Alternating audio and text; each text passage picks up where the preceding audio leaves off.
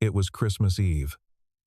Snowflakes fell silently over the empty streets as a single dad carried a small box of food home for his son.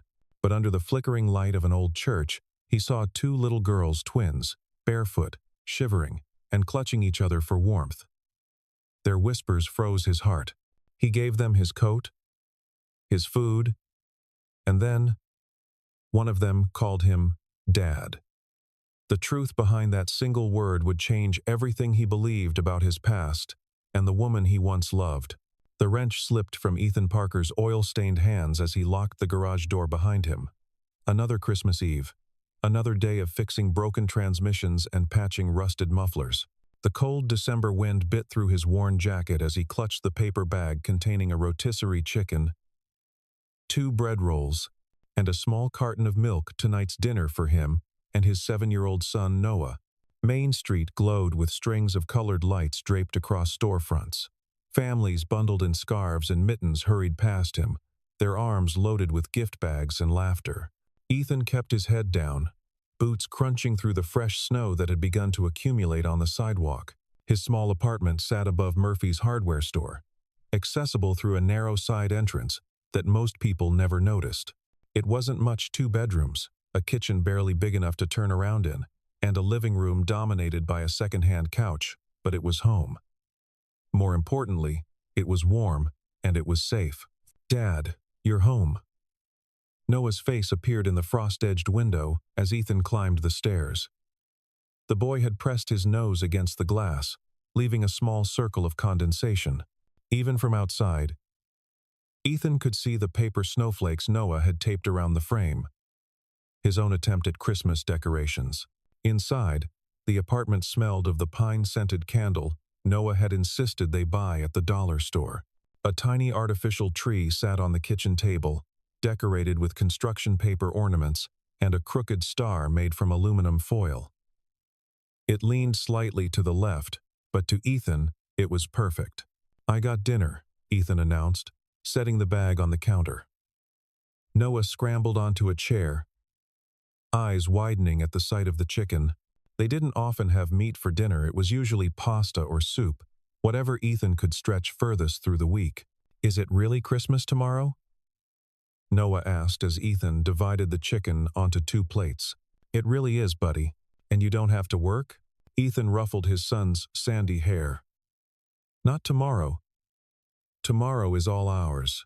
They ate in comfortable silence, the television playing a muted holiday special neither of them really watched. But as Ethan chewed mechanically, his mind drifted, as it always did this time of year, to Rachel. Rachel. His wife. Noah's mother. The woman who had vanished 8 years ago, on a rainy October night. She had been 6 months pregnant with their second child. They'd been arguing he couldn't even remember about what now. Something stupid and insignificant. Rachel had grabbed her coat and keys, saying she needed air, needed space. He'd let her go, assuming she'd cool down and return within an hour. She never did. The police found her car 3 days later, wrapped around a tree on a rural highway 30 miles outside town. The driver's door hung open. There was blood on the steering wheel, on the airbag, but no body. No Rachel. No baby. The investigation went cold within weeks.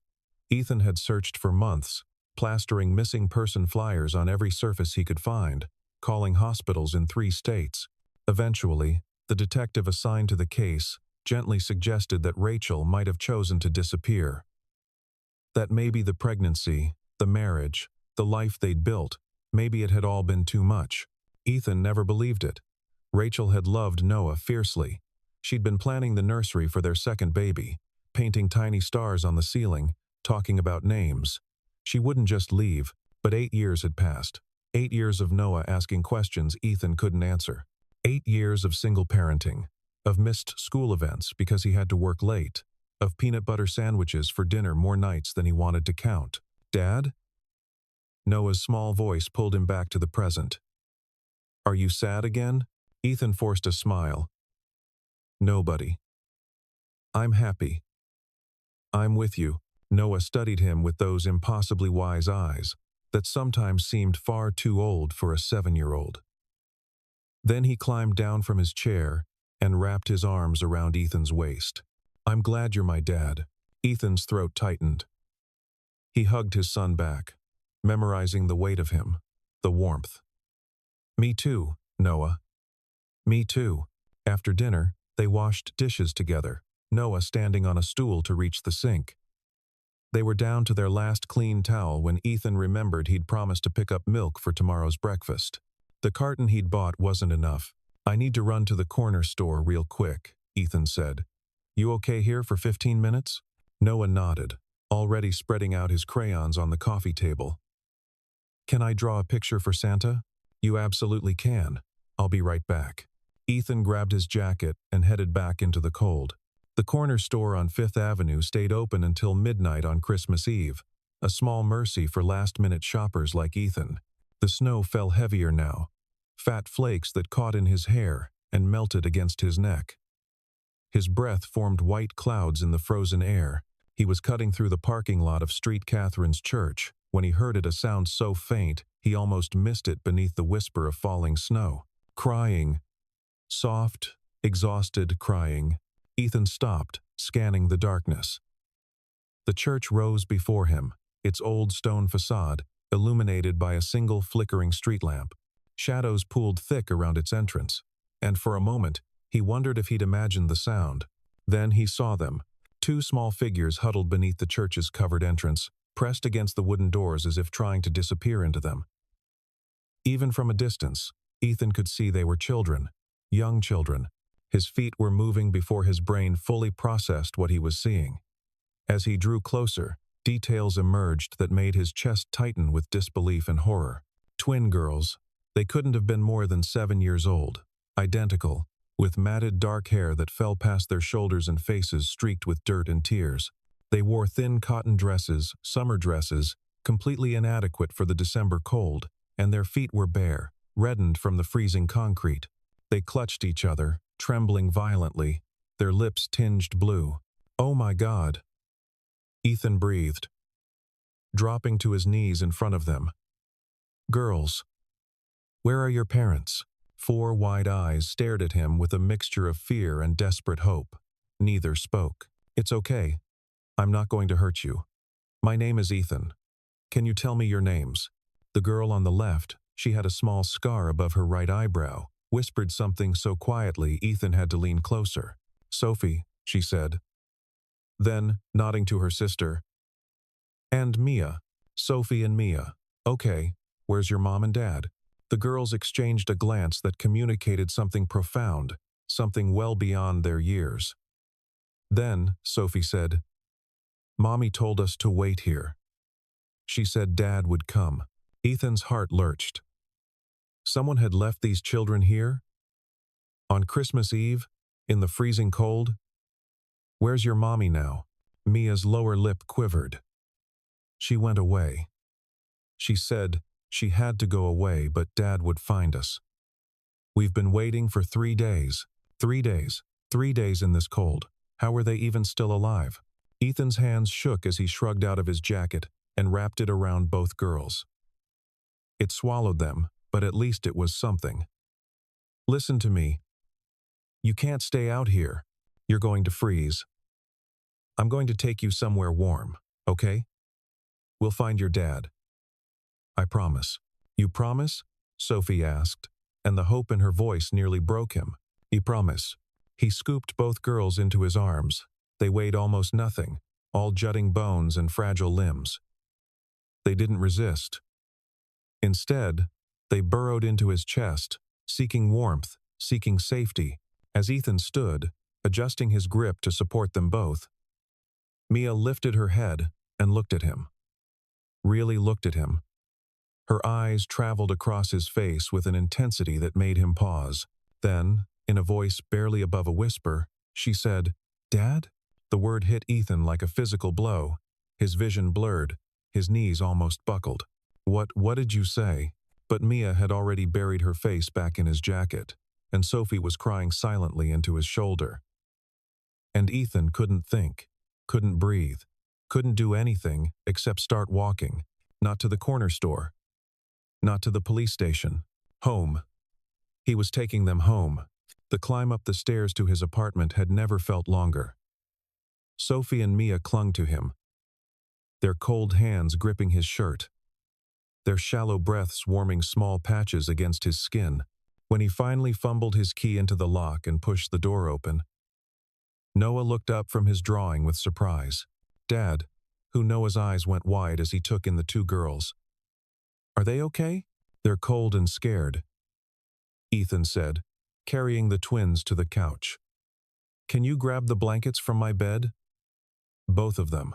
Noah scrambled down the hallway without hesitation. Ethan carefully set the girls down, kneeling in front of them. In the apartment's light, he could see them more clearly, and the sight made his stomach turn. Their dresses were torn at the hems, dirt caked beneath their fingernails. Their faces were gaunt, cheekbones too prominent. When did you last eat? He asked gently. Sophie looked at Mia. Mia looked at the floor. Yesterday morning, Sophie finally said. A lady gave us half a sandwich. Noah returned with the blankets, and Ethan wrapped one around each girl. Then he moved to the kitchen, his mind racing. What did you feed starving children? You couldn't give them too much too fast. He'd read that somewhere, about how it could make them sick. He warmed up some of the leftover soup from the previous night, diluting it with extra water to make it gentler. He cut the remaining bread into small pieces, spreading butter thin across each slice. When he brought the bowls to the coffee table, both girls stared at the food like they couldn't believe it was real. It's okay, Ethan said softly. Eat slowly. Small bites. They ate with the desperate carefulness of children who'd known real hunger. Noah sat cross-legged on the floor, watching them with solemn eyes. After a moment, he pushed his plate of leftover chicken toward Sophie. Do you want some? He offered. It's really good. Sophie's eyes filled with tears.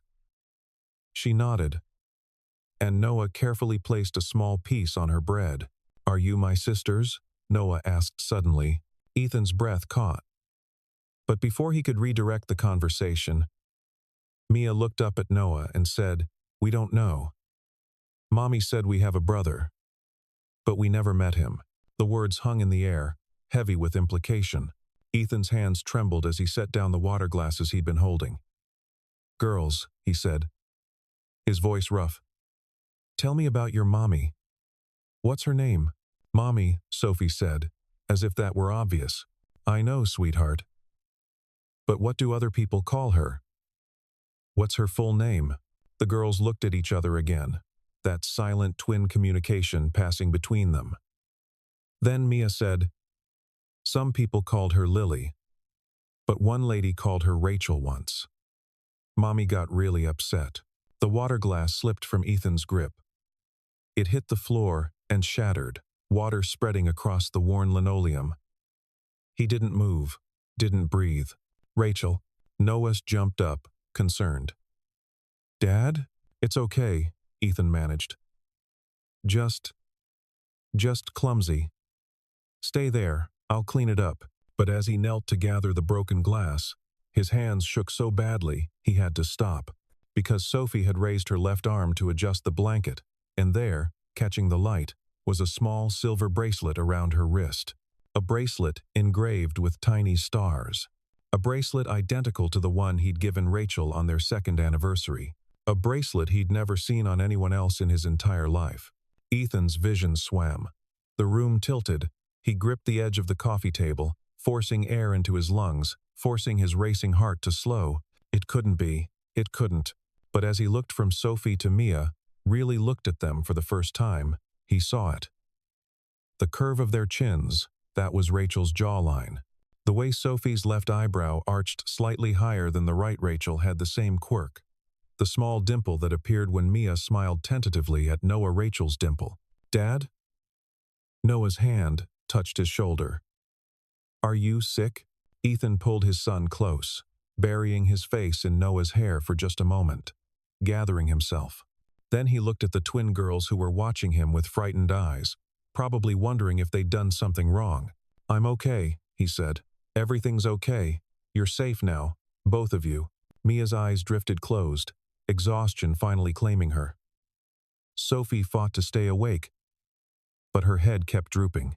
Within minutes, both girls had slumped against each other beneath the blankets, their breathing evening out into sleep. Ethan carried them one at a time to his bedroom, laying them carefully on his bed and tucking the blankets around their thin frames. Noah brought his favorite stuffed bear and placed it between them. "Will they be okay?" Noah whispered. "Yes," Ethan said, though his mind was screaming 1,000 questions. "They'll be okay." He closed the door softly and sank onto the couch, his head in his hands. Rachel had been alive. All this time, she'd been alive. And she'd had twins, their twins, from the pregnancy she'd been carrying when she disappeared. But why? Why would she hide? Why would she let him believe she was dead? And where was she now? Ethan didn't sleep. He sat on the couch, as Noah dozed in the recliner, the boy refusing to go to his own room, wanting to stay close to the girls. Around 3 in the morning, Ethan finally moved to the kitchen drawer, where he kept important documents, birth certificates, insurance papers, old photographs. At the bottom, in an envelope he hadn't opened in years, he found the pictures of Rachel. His hands trembled as he spread them across the kitchen table.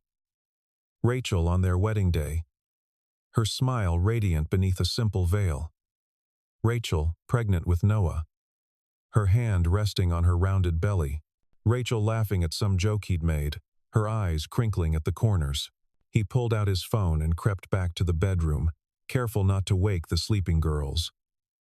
In the dim light from the hallway, he held up the photograph of Rachel next to Sophie's face. The resemblance was undeniable.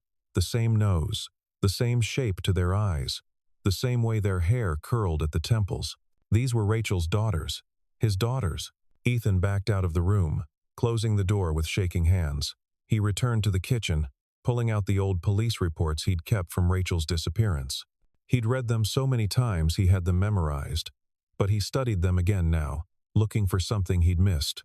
The accident had occurred on Highway 47, a rural stretch known for its dangerous curves. Rachel's car, a blue Honda Civic, had left the road and struck a tree. The investigating officer noted that skid marks suggested she'd been traveling fast, possibly swerving to avoid something. The driver's door had been open when they found it. Blood evidence indicated significant injury. A search of the surrounding woods found no trace of her. The initial theory had been that Rachel, injured and disoriented, had wandered away from the crash site. But search dogs lost her trail at a nearby service road.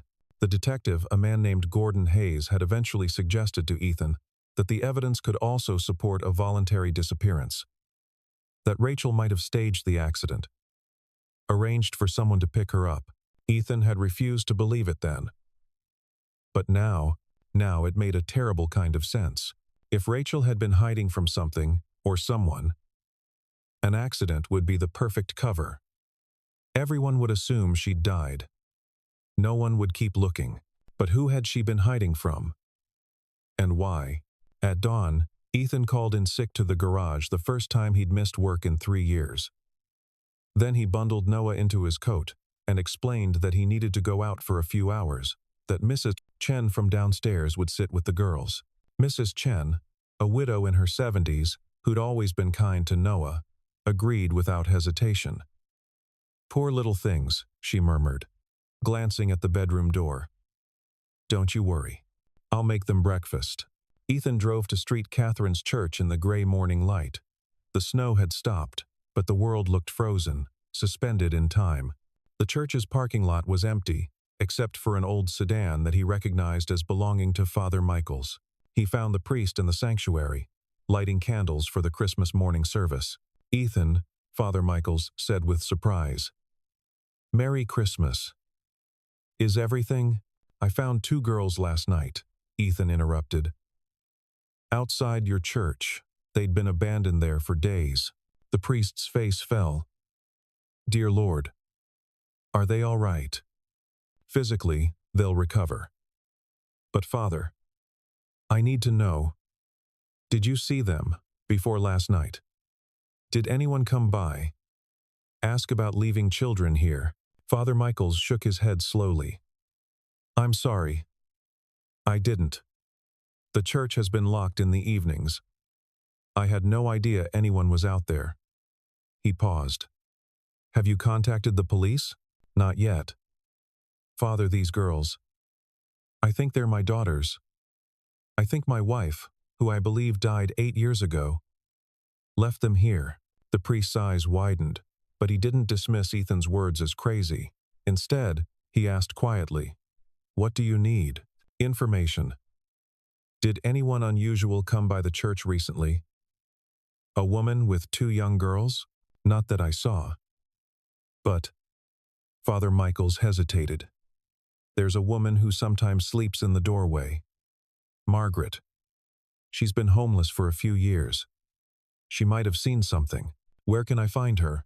Usually near the bus station on 4th Street.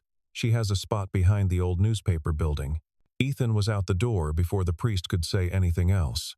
The old newspaper building stood vacant and crumbling, its windows boarded up, graffiti covering the lower walls. Behind it, in an alcove protected from the wind, Ethan found Margaret. She sat bundled in layers of tattered coats, a shopping cart filled with bags and bottles beside her. Her face was weathered, age indeterminate, but her eyes were sharp as she watched him approach. If you're from the city, I'm not bothering anyone, she said defensively. I'm not from the city. My name is Ethan Parker. Father Michaels said you might be able to help me. Her expression softened slightly. Father Michaels is a good man. What do you need? I found 2 little girls last night at Street Catherine's. Twin girls. About 7 years old. They'd been there for days. Did you see them? Margaret's face transformed, worry flooding her features. Sophie and Mia? Are they okay? I tried to bring them food when I could, but I didn't have much. They're safe now. They're at my apartment. Ethan crouched down to her level. Margaret, please. They said their mother left them there. Did you see the mother? Margaret's eyes filled with tears. Lily.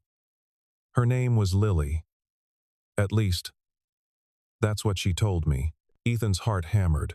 What did she look like? Thin. Too thin. Dark hair, but it was dyed you could see lighter roots. She had these sad eyes, like she'd been running for a long time. Margaret wiped at her face. She came to me about a week ago, said she needed help. She was sick. Real sick. Coughing up blood. Where is she now? Margaret's silence was answer enough. When she spoke again, her voice was thick. She died 3 days ago. I tried to get her to go to the hospital, but she refused. Said they'd find her there, whoever they were. In the end, I was with her, holding her hand in an alley behind the church. Ethan's legs gave out. He sat hard on the frozen ground. She died? I'm sorry. I wanted to call someone, but she made me promise. Made me swear I'd make sure her girls got inside the church. That someone would find them. She said. Margaret paused, struggling with the memory. She said their father was a good man. That if anyone found the girls, it would be him. She kept saying Ethan will come. He always comes through. The world spun. Ethan gripped the wall beside him, trying to anchor himself. Where is she now? Her body? Potter's Field. The city buries unclaimed people there. She had no ID. No one to claim her. They listed her as Jane Doe. Potter's Field, the city's cemetery for the forgotten. For people who died alone, unclaimed and unidentified. Rachel was gone, truly gone this time, and she died alone in an alley, sick and scared, with no one but a homeless woman to comfort her. Did she say anything else? Anything about why she left, or who she was hiding from? Margaret nodded slowly. She talked a lot toward the end. Fever dreams, mostly. But she kept mentioning a name, Davis. Said Davis would never stop looking. That he'd hurt her family if he found her. She looked at Ethan intently. Does that mean anything to you? Davis. The name stirred something in Ethan's memory, something from years ago. A man he'd known briefly, worked with for a few months at a different garage before opening his own shop. Kyle Davis. There'd been something off about him, and when tools started going missing and money disappeared from the register, Ethan had reported him to the owner. Davis had been fired, arrested for theft. At his trial, Davis had blamed Ethan, shouting threats across the courtroom. "You ruined my life," he'd screamed. "I'll make you pay. I'll destroy everything you love." Ethan had dismissed it as empty rage. The police hadn't even filed a formal threat report. Davis had gone to jail for 18 months, and Ethan had never thought about him again. Until now. "Did she say anything about the girls?" Ethan asked hoarsely. "About what she wanted for them? She said to tell you, and she used your name." "Ethan, she said to tell you she was sorry. That leaving was the only way to protect you and Noah. That she loved you all more than life itself." Margaret reached into one of her bags and pulled out a small metal box, the kind designed to be waterproof. "She gave me this before she died. Made me promise to give it to you if you came looking." Ethan took the box with numb hands. It was cold, the metal scratched and dented. "I should have done more," Margaret whispered. "I should have." "You did what she asked. You kept her girls safe as long as you could. You gave her comfort when she died." Ethan's voice broke. "Thank you." He pressed a $20 bill into Margaret's hand, most of what he had on him, and stood on shaking legs. He made it halfway to his truck before his knees buckled again, and he leaned against a dumpster, sobbing into his hands. Rachel had been alive. For 8 years, she'd been alive and hiding, protecting them from a threat he'd never even known existed. She'd given birth to their daughters alone, raised them in poverty and fear, and died without ever coming home. And he'd never known. Never suspected. He'd mourned her. Moved on as much as a person could. Built a small life with Noah. While she'd been out there suffering, Ethan drove home in a daze, the metal box sitting on the passenger seat like a live grenade. He kept glancing at it, then forcing his eyes back to the road, terrified of what it might contain. When he reached the apartment, Mrs. Chen met him at the door. "They're still sleeping," she reported softly. "I checked on them a few times. Poor little angels barely stirred." "Thank you, Mrs. Chen. I can take it from here." Noah was awake, building a tower with his blocks in meticulous silence. He looked up when Ethan entered. "Did you find something?" "I found answers," Ethan said, though his voice sounded hollow even to his own ears. "Give me a few minutes? Okay, buddy?" He went into the bathroom, locked the door, and sat on the edge of the tub. His hands trembled as he opened the metal box. Inside was a letter, written on pages torn from a notebook. The handwriting instantly recognizable.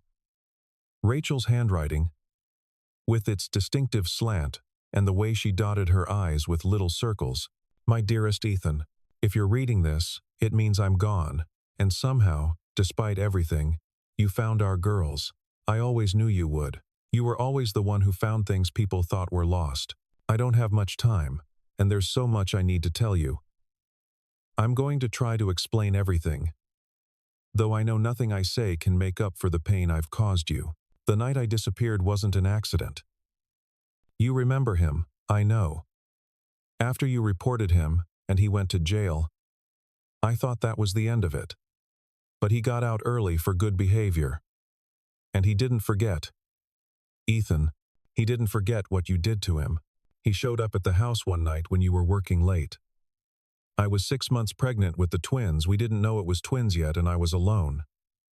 He broke in through the back door. He didn't hurt me physically. Not then. But he told me what he was going to do. How he was going to make you suffer, by taking everything from you, piece by piece. He showed me pictures of Noah at school, of us at the park. He'd been watching us for months. He said if I went to the police, he'd disappear and come back when we least expected it. That he had friends, people who owed him favors. that something terrible would happen to Noah, or to you, and I'd know it was my fault. I was terrified, Ethan, paralyzed with fear. And when I told him I was pregnant, he laughed. He said, that was even better. More to take from you. I made a choice that night. Maybe it was the wrong choice. I've asked myself that question 1,000 times. But I chose to leave. I staged the accident. Had someone I'd contacted through a women's shelter pick me up. I disappeared. I thought if Davis believed I was dead, he'd leave you and Noah alone. That his revenge would be complete. He'd taken your wife, your unborn child. Maybe that would be enough. I was so young, Ethan, so scared. I didn't think about what it would do to you, believing I was dead. I only thought about keeping you and Noah alive. I gave birth to Sophie and Mia 3 months later, in a shelter in Pennsylvania. They were perfect. They had your eyes, Ethan. Every time I looked at them, I saw you. For 8 years. I've lived under different names, moving whenever I felt unsafe. Working cash jobs, staying in shelters. I kept watch on you and Noah from a distance. I saw him grow up through Facebook photos from your friends, through the window of his school. It killed me not to be there. But I told myself I was protecting you. 3 months ago, I got sick. Pneumonia that turned into something worse. I have no insurance, no real identity to get proper care.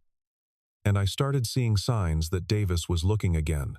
Someone asking questions in towns where I'd been, showing a picture that looked like how I might look now. I'm dying, Ethan. The doctor at the free clinic told me I have weeks at most. And I can't die knowing our daughters will end up in the system. With no family.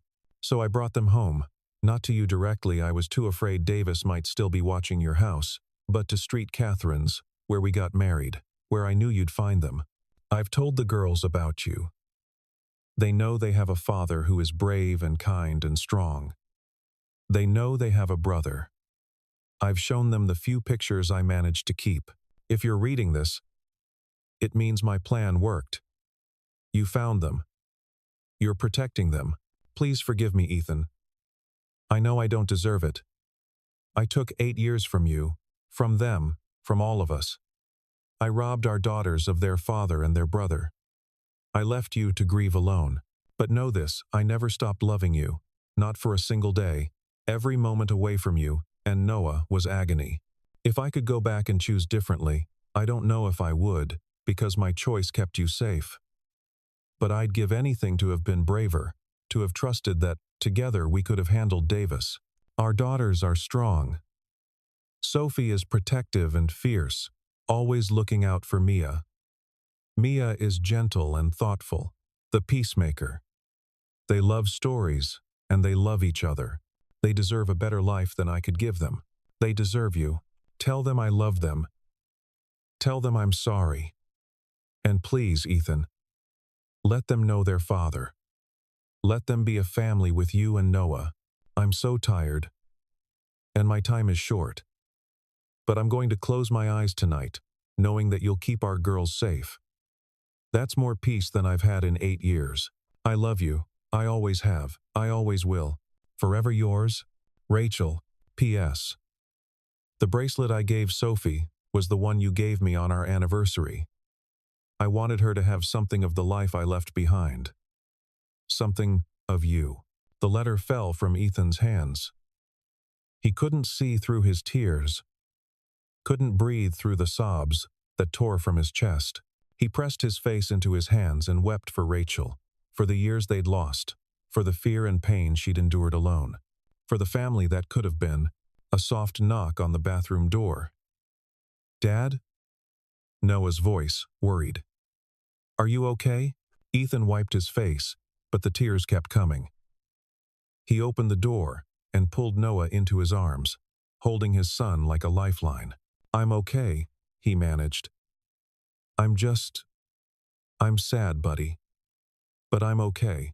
Is it about the girls? Yeah, it's about the girls. Noah pulled back, looking up at his father with those solemn eyes. Are they really my sisters? Ethan nodded, unable to speak. Then we have to keep them, Noah said simply. That's what families do. They stay together. From the mouth of babes, the girls woke in the early afternoon, emerging from the bedroom like small ghosts, uncertain and afraid. Mrs. Chen had left soup warming on the stove and fresh bread on the counter. Bless her heart. Ethan fed them slowly, carefully. Watching color return to their cheeks with each spoonful, they ate in silence, but their eyes never left him, studying him with that same intense scrutiny from the night before. Finally, Sophie set down her spoon and said, "You're him, aren't you? You're our dad." Ethan's throat closed. He nodded. "Mommy said you'd come," Mia whispered. "She said you always keep your promises." "Where is she?" Sophie asked, and the hope in her voice shattered him. "Is she coming back?" This was the moment Ethan had been dreading. How did you tell children their mother was dead? How did you explain that she'd died alone, in pain, trying to protect them? He knelt in front of their chairs, taking both their small hands in his. "Girls, your mommy loved you more than anything in the world. Everything she did to keep you safe." "Where is she?" Sophie repeated, her voice rising. She got very sick, sweetheart. And sometimes, when people get that sick, they don't get better." Understanding dawned slowly in their eyes, followed by denial. Sophie shook her head violently. No. She said she'd see us again. She promised. "I know. I'm so sorry." Mia started crying first, silent tears that rolled down her cheeks. Then Sophie crumpled, and Ethan gathered both girls into his arms as they sobbed against his chest. Noah approached slowly, then wrapped his arms around all of them, creating a circle of grief and comfort. They stayed like that for a long time, crying together in the small kitchen with its tilted Christmas tree and paper snowflakes. Eventually, the tears slowed. The girls pulled back, rubbing their eyes. "Are we going to go away now?" Mia asked in a small voice. "To one of those places with lots of kids?" It took Ethan a moment to understand she meant foster care. "No," he said firmly. "No, you're staying here. You're my daughters. You're Noah's sisters. This is your home now." "Really?" Sophie looked at him skeptically, like she'd learned not to trust promises from adults. "Really, I'm your dad, and I'm going to take care of you. Both of you, I promise. But you don't know us," Mia said. "We might be bad. You're not bad. You're my girls. And I'm going to spend every day getting to know you." Ethan smiled through his own tears. "Your mom told me about you in her letter. She said Sophie is fierce and protective, and Mia is gentle and kind." Was she right? Both girls nodded slowly. "Then we're going to be just fine." That night, Ethan set up sleeping bags in Noah's room. They'd need to figure out better arrangements. But for now, the girls didn't want to be alone. And Noah insisted on being with his sisters. Ethan sat with them as darkness fell, reading the Polar Express by the glow of the Christmas tree lights. Halfway through, Mia climbed into his lap. Then Sophie. Then Noah squeezed in too, and Ethan held all three of his children, his voice thick with emotion as he read about believing in things you couldn't see. "Dad?" Sophie said, as he finished the book. "Can we call you that?" "Dad? Please do. That's who I am." "What do we call Noah?" Mia asked. Noah grinned. "I'm your big brother. Just call me Noah." "But we're probably the same age," Sophie pointed out. "Doesn't matter. I was here first." But Noah's smile was warm, welcoming. As the children finally drifted to sleep, curled together in a pile of blankets and stuffed animals, Ethan stood in the doorway and watched them. 3 children.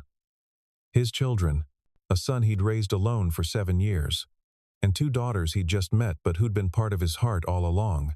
He thought of Rachel, of her courage and her fear, of the impossible choices she'd made. He was angry. How could he not be? She'd stolen 8 years from him, from all of them, but he was also heartbroken, because he understood. She'd been terrified and alone, making the best decisions she could with the information she had. and she died making sure their daughters found their way home. I'll take care of them, he whispered to the darkness, to Rachel's ghost, to whatever part of her might still be listening. I promise. I'll give them the life you wanted for them. Outside, snow began to fall again, soft and silent, like a benediction. On the morning after Christmas, Ethan left the children with Mrs. Chen again and drove to Potter's Field. The cemetery sat on the outskirts of town, a bleak stretch of flat land marked by simple concrete markers instead of headstones. The graves of the forgotten, the unclaimed, the lost. A groundskeeper directed him to the newest section, where the recent burials were marked only by numbered stakes. Ethan walked the rows until he found it. #2847, dated 3 days before Christmas. Rachel's grave, a patch of disturbed earth, already covered with fresh snow. He stood there for a long time, hands jammed in his pockets, breath fogging in the cold air. I found them, he finally said. Sophie and Mia. They're safe. They're home. The wind whispered through the bare trees. I wish you'd come to me, Rachel. I wish you'd trusted me to help you. We could have faced Davis together. We could have protected our family together. But even as he said it, he knew it wasn't that simple. Fear made people do impossible things. Desperation wrote its own logic. I'm angry at you, he admitted. I'm so angry, but I also understand. You did what you thought you had to do. You kept our girls alive. You brought them home. He crouched down, brushing snow from the marker. I'm going to take care of them. All 3 of them. They'll know they're loved. They'll know they're wanted. And I'll tell them about you, not just that you died, but how you lived. How you sacrificed everything to protect them. His phone buzzed. A text from Mrs. Chen. The girls are asking for you. Come home when you can. Home. Yes. He needed to go home, but first he called Detective Hayes, the officer who'd investigated Rachel's disappearance. Hayes was retired now, but he remembered the case immediately. Kyle Davis, Ethan said. What happened to him after his release? Let me check. Keys clicking on a keyboard. Davis, Kyle Matthew. Released 7 years ago after serving 16 months. Violated parole twice, failed to report. Failed drug tests. Served another 3 years. Got out 4 years ago, and... A pause. Died 6 months later. Overdose in a motel room in Nevada. Ethan's legs went weak. He's dead? 4 years ago. Why are you asking about him now? Just... closing some old questions. Thank you. Detective.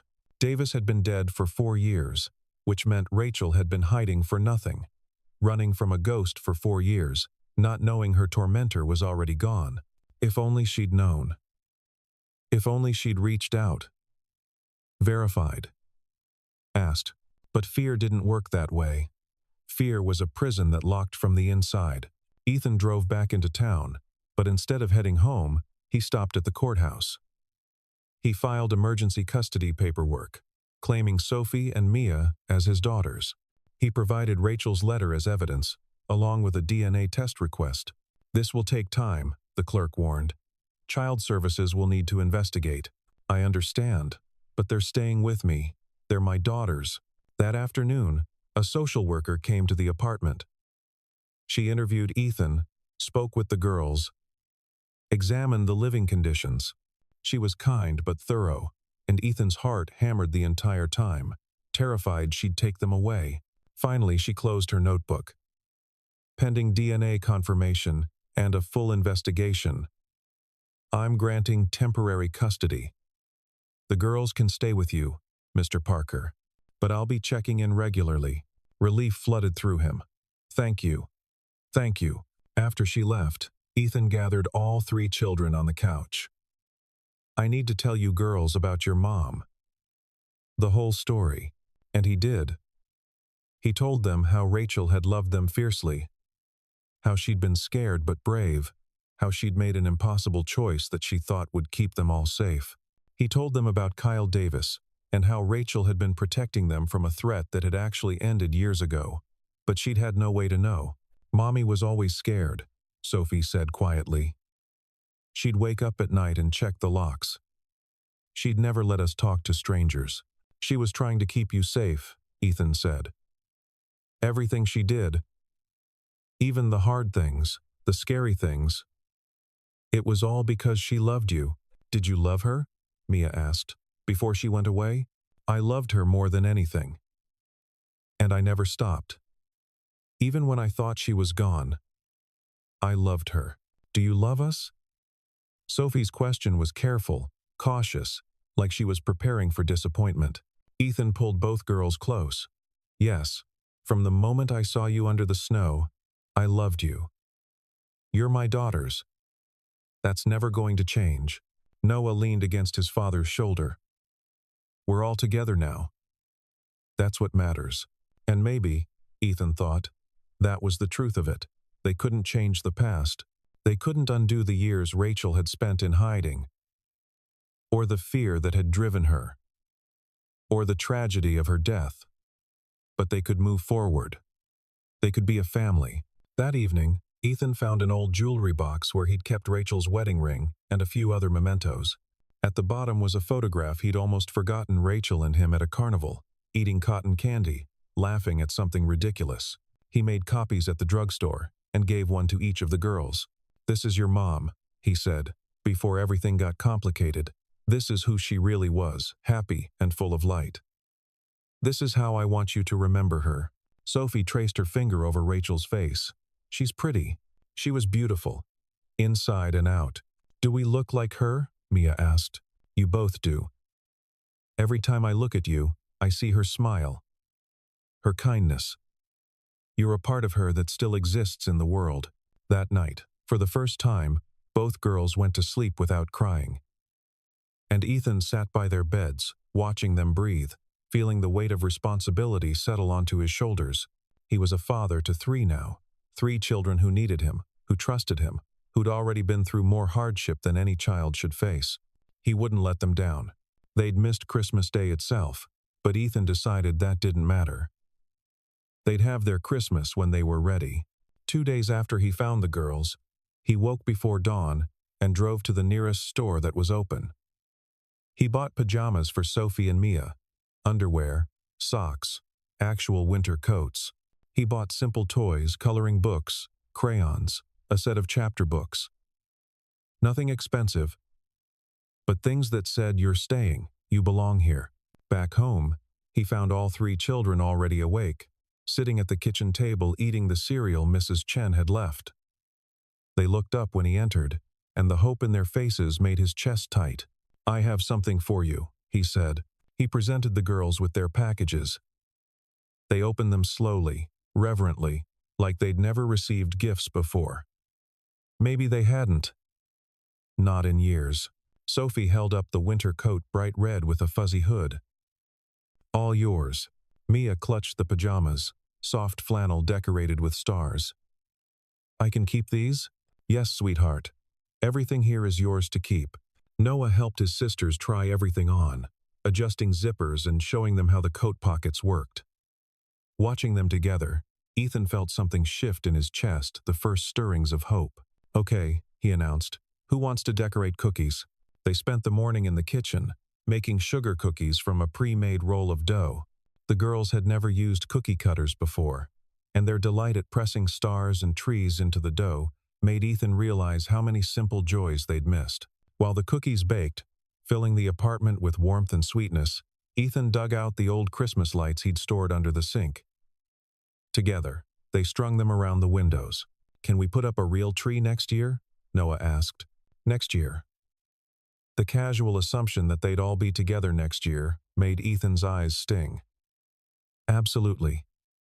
A real tree, as big as we can fit, with lots of ornaments, Sophie added shyly. And a star on top, Mia said. Everything, Ethan promised. We'll do it all. That afternoon, they sat together on the couch, the children in their new pajamas, and watched a Christmas movie. Mia fell asleep against Ethan's arm. Sophie leaned on Noah's shoulder, and for the first time since finding them, Ethan felt the knot of fear and grief in his chest loosen just slightly. As evening fell, he told them stories about Rachel, not about her fear or her running, but about who she'd been before, how she'd loved to dance in the rain, how she'd sung to Noah every night, even when she was exhausted, how she'd believed in signs and coincidences and magic. She used to say that nothing was ever truly lost, Ethan said. That if you loved something, it would always find its way back to you, like us. Sophie said softly. We were lost, but we found you, exactly like that. Later, as he tucked the girls into their sleeping bags, they still weren't ready for separate beds. Mia looked up at him. Dad? Are you glad we came? The question broke his heart. I'm more glad than I can put into words. You two are the best Christmas present I've ever received. Even though we don't really know each other yet, we have the rest of our lives to know each other. And I promise, I'm going to love every minute of it. Sophie sat up suddenly. Can we sing a song? Mommy used to sing to us before bed. What did she sing? You Are My Sunshine. Of course she did. That had been their song, his and Rachel's. They'd sung it to Noah when he was a baby. Ethan's voice cracked on the first line, but he kept going. The children joined in, their voices soft and uncertain at first, then growing stronger. And in that small room, with its second-hand furniture and crooked Christmas tree, they made music together. After the song ended, after the children had fallen asleep, Ethan stood at the window and looked out at the snow-covered street. Christmas lights twinkled in windows up and down the block, families safe and warm inside their homes. He thought of Rachel, cold and alone in Potter's Field. He made a silent promise to her. He'd make sure the girls knew they were wanted, that they had a home, a father, a brother, that they were loved beyond measure. Thank you, he whispered to her ghost, for bringing them home, for trusting me, for loving them enough to let them go. Outside, a star burned bright in the clear winter sky. For just a moment, Ethan let himself believe it was Rachel, looking down, finally at peace. The DNA results came back 3 weeks later. 99.9% probability of paternity. Not that Ethan had doubted, but seeing it in black and white made it official. Sophie and Mia Parker were his daughters. The custody hearing was scheduled for late January. Ethan hired a lawyer he had to take out a loan, but it was worth it.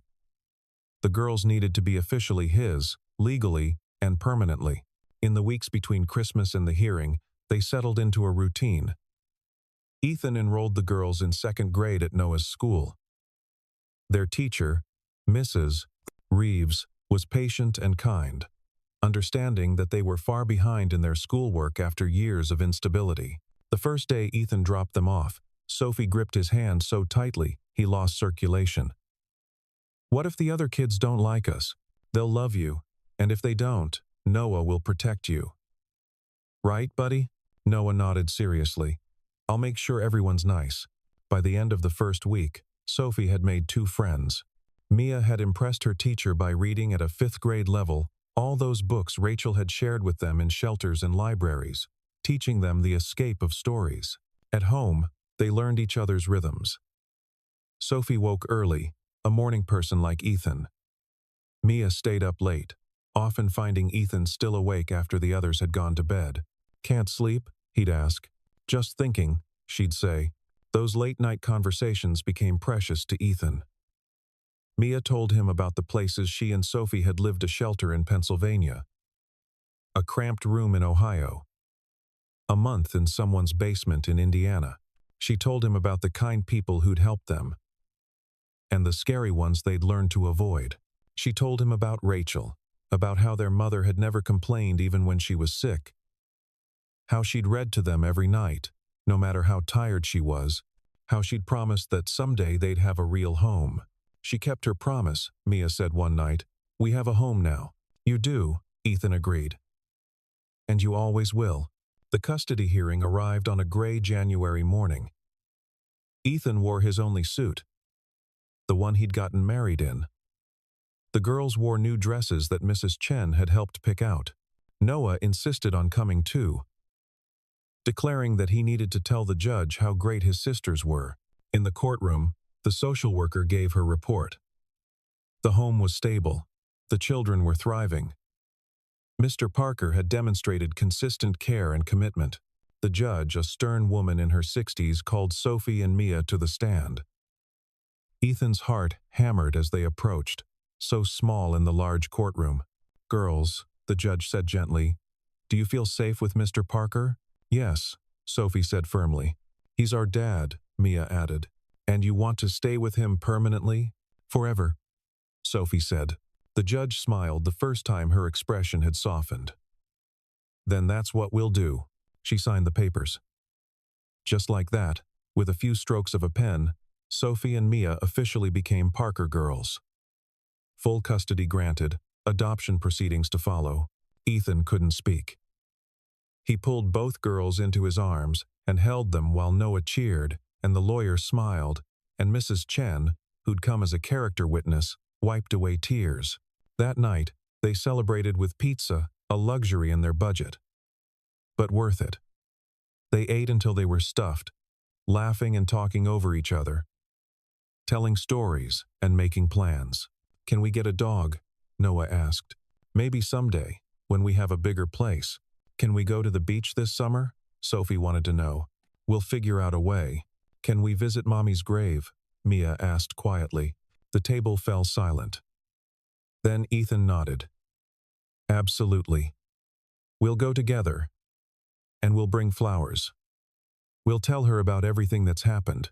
They went the following weekend. Ethan had arranged for a proper headstone to be placed at Rachel's grave. "Rachel Ann Parker, beloved wife and mother, you kept your promise, their home." The children placed flowers they'd picked themselves, wildflowers from the field near the cemetery, since it was too early for the stores to have fresh bouquets. "Hi, Mommy," Sophie said. "It's us. We're okay. Dad's taking good care of us. We miss you," Mia added. "But we're happy. You don't have to worry anymore." Noah, who'd never known Rachel but had grown up with her ghost, placed a drawing he'd made beside the flowers. "Thank you for being my mom," he said. "And for bringing my sisters home." Ethan knelt beside the grave. "Rest now, Rachel. Your job is done. They're safe. They're loved. They're home." As they walked back to the truck, Mia slipped her hand into Ethan's. "Dad? Do you think Mommy knows that we're okay?" Ethan looked up at the sky, at the clouds moving across the winter blue. "Yeah, sweetheart. I think she knows." That night, as he tucked the children in, they finally had real beds now. 2 twin mattresses in Noah's room until he could afford to move somewhere bigger. Sophie asked, "Dad, are we going to be okay? Really okay?" Ethan sat on the edge of her bed. "We're going to have hard days. Money will be tight sometimes. We'll have arguments and frustrations. That's just part of life. But we'll be together. We'll be together. That's the one thing I can promise. No matter what happens, we're a family now. And families stick together." Sophie smiled and closed her eyes.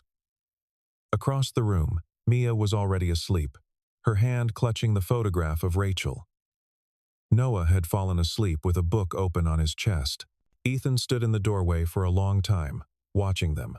3 children breathing softly in the dark. 3 hearts beating. His family. It hadn't been the family he'd planned. It had been born from tragedy and loss, from fear and sacrifice. But it was real. It was his, and he would protect it with everything he had. Outside, snow began to fall again. But inside, the apartment was warm. The Christmas lights still hung in the windows, casting soft colors across the walls. And in the silence, if you listened very carefully, you might have heard it, the sound of healing, of hope, of a family learning to be whole. Ethan turned off the light and whispered into the darkness, "Merry Christmas, Rachel. Thank you for the gift of our daughters. I'll take it from here." And somewhere, in whatever place lost souls go to finally rest. Rachel Parker smiled and let go of the fear she'd carried for so long. Her children were home. Her family was whole. Her sacrifice had meant something. The story of their lost years would always carry pain. But it would also carry love, fierce, protective, unconditional love that crossed years and miles, and even death itself.